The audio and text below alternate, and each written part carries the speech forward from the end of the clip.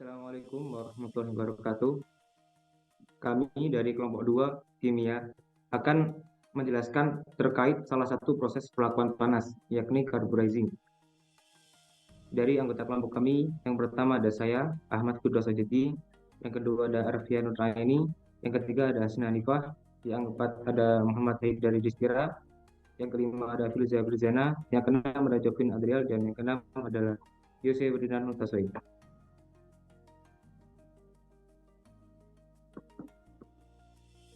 Definisi carburizing. Proses carburizing merupakan proses penambahan unsur karbon atau C ke dalam logam, khususnya pada bagian permukaan bahan di mana unsur karbon ini didapat dari bahan-bahan yang mengandung karbon, sehingga kekerasan logam dapat meningkat. Pengerasan permukaan pada logam dapat dilakukan dengan menambahkan unsur-unsur tertentu ke logam, yakni logam dasar tersebut seperti karbon, kalsium karbonat, nitrogen, dan yang lainnya. Untuk mempercepat proses, maka ditambahkan barium karbonat atau BaCO3, kalsium karbonat atau CaCO3, atau natrium karbonat atau NaCO3 sebagai energizer yang bersama-sama material dimasukkan ke dalam kotak kedap udara untuk dipanaskan pada dapur pemanas pada temperatur carburizing. Yang selanjutnya, berhasil atau tidaknya proses carburizing diperoleh dengan menghitung kekerasan material dari permukaan hingga ke inti material.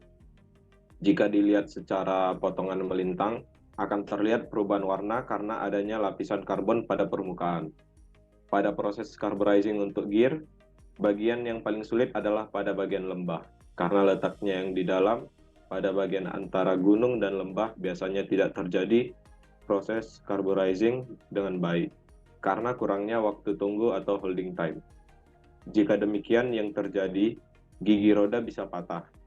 Hal lain yang harus diperhatikan saat proses carburizing adalah kadar karbon dalam furnace. Jika kadar karbon di atmosfer furnace lebih rendah dibanding di dalam material, dampaknya akan terjadi decarburizing atau karbon dalam baja akan keluar ke atmosfer sehingga kekerasannya akan menurun.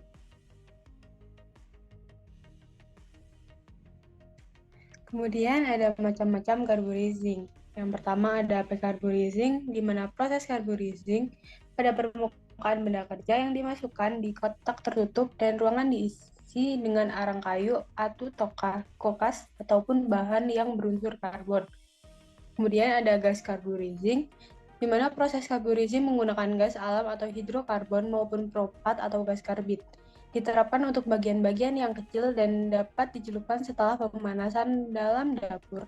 Hidrokarbon yang digunakan biasanya metana, propana, gas alam, atau uap cairan hidrokarbon.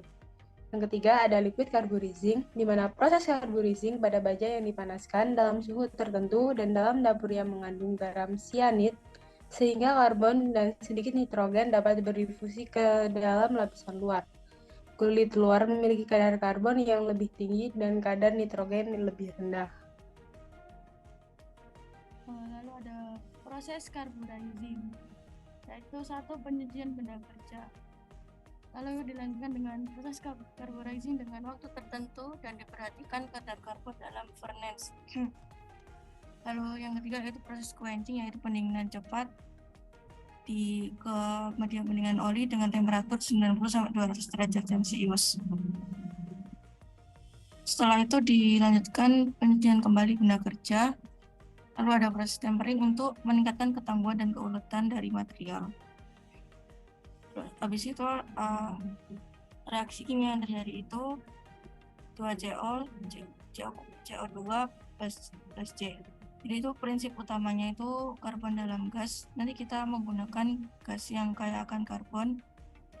Lalu nanti gas itu akan terbreakdown karbonnya dan akan menempel dan terserap ke permukaan baja.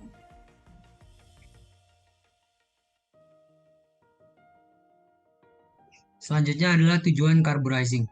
Tujuan dari proses ini adalah meningkatkan kekerasan dari material, namun material tersebut masih memiliki ketangguhan yang baik. Maksud di sini adalah karena kekerasan yang didapat sangat tinggi di permukaan, namun berkurang di dalam. Selanjutnya yaitu keuntungan carburizing. Yang pertama itu mudah mengontrol kedalaman atau deep control. dengan mengatur lamanya waktu tunggu atau holding time. Yang kedua itu baik untuk bentuk kompleks. Yang ketiga, biaya rendah terutama untuk produksi massal. Yang keempat, bahan baku low carbon steel penghematan. Yang kelima, struktur lebih tangguh daripada baja medium atau high carbon steel. Selanjutnya yaitu contoh penerapan. Benda yang paling sering dilakukan proses carburizing adalah gear. Hal ini karena dalam penggunaannya, gear memerlukan sifat keras di permukaan untuk menahan gesekan, sementara bagian tengahnya harus cukup tangguh menerima beban tekan.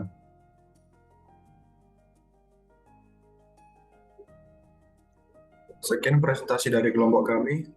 Jika ada kesalahan, mohon maaf. Wassalamualaikum warahmatullahi wabarakatuh.